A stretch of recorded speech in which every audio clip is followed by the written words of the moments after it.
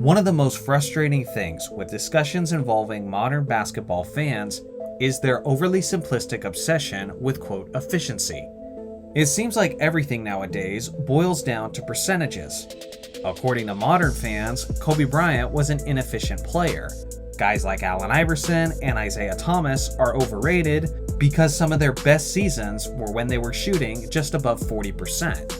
And a guy like Larry Bird shouldn't be considered as one of the greatest three-point shooters ever, since many modern players shoot a higher three-point percentage. Every single day, percentages are blurted out constantly on social media, while they have no idea on how to properly contextualize these percentages. There's usually no consideration of the era, the rules of the time, the volume of attempts, and how defenses were played. All that matters in the simpleton's mind is how this number is higher than this number.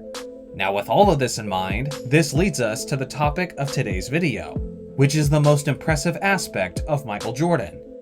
Yes, most people recognize MJ as the greatest player of all time, but usually it's for a variety of predictable reasons.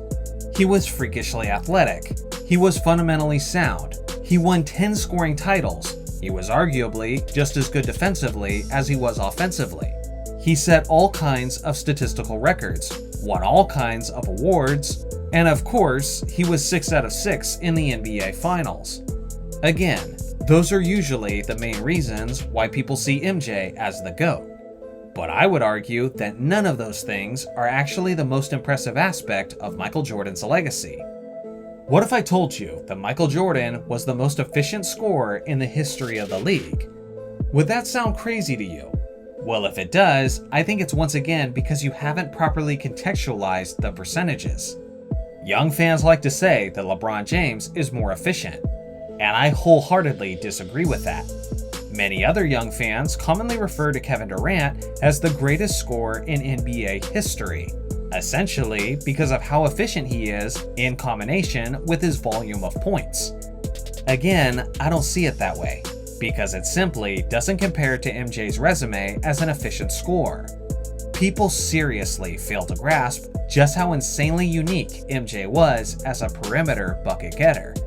For example, young fans will point out that LeBron has the higher field goal percentage than Michael, by a relatively slim margin.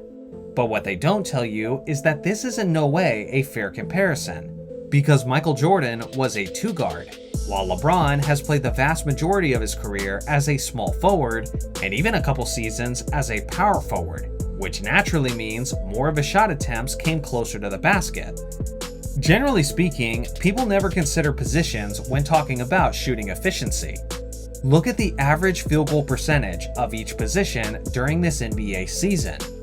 The average center is hitting his shots nearly 10% more often than the average guard. The forwards also have anywhere between a 2 to 3% advantage over the guards as well. By the way, Kobe Bryant's career field goal percentage was higher than this, while attempting a league leader's worth of field goal attempts per game. And yet, people have the audacity to call him inefficient. It really goes to show you how people lack a solid understanding of shooting percentages. Now, these averages have basically been the norm throughout NBA history. Now, to put these numbers in a practical comparison, let's use two greats from the same era as an example, Michael Jordan and Hakeem Olajuwon. Hakeem shot 51.2% from the field for his career, which is higher than MJ's 49.7%. So some people will automatically come to the conclusion that Hakeem was the more efficient player. But I would never say such a thing, since MJ shot 6 more shot attempts per game and was well over the league average efficiency of his position, while Hakeem was a little bit below it. Generally speaking, it is analytically proven that as players take more shots, their percentages trend downwards, and the reasons for that should be obvious to anyone who gives it a few seconds of thought. If you're taking more shots, then you're being less selective with your shots, meaning more attempts while contested, more attempts while double-teamed, and more attempts with the clock running down. And yet, despite the fact that MJ has the second highest career average of attempts per game in NBA history, he still shot roughly 50% from the field as a guard. That's not just excellent, That's not just astounding, but it's downright stunning. Here's another way to look at it. In the history of the NBA, only 25 times has a shooting guard averaged at least 30 points per game over the course of a season. 8 of those times were Michael Jordan, which makes him roughly 1/3 of NBA history at his position. In those seasons, MJ shot a remarkable 51.6% while averaging 32.9 points per game. In the 17 other seasons from some of the greatest two guards in NBA history, they combined for 46.4% on 31.6 points per game.